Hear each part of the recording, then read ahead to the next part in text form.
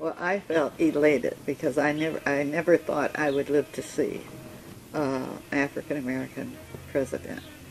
And so when he was elected, it was wonderful. And then when my daughter called me later that evening and said, we're going to Washington on January 20th, I thought, oh my God. So that was 4 days of just magic.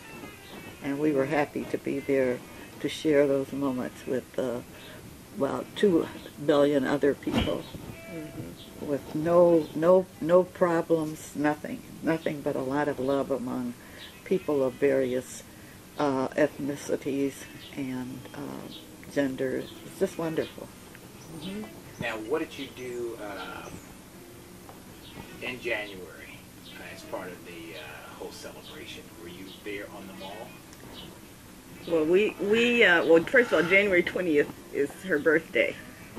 So it was a birthday I was planning to go to the inauguration, and there was no way that I could go and not take her since the date happened to be her birthday. So as it turns out, we also invited Aunt June, the fellow cruiser, and Aunt June flew in from Chicago, and Aunt June had been working on the campaign in Chicago for the last 3 years, was, you know, upset because she didn't get a personal invitation to the inauguration. As it turns out, 2 hours after she got to D.C., she ran into a friend, and the friend said, June, why didn't you pick up the tickets?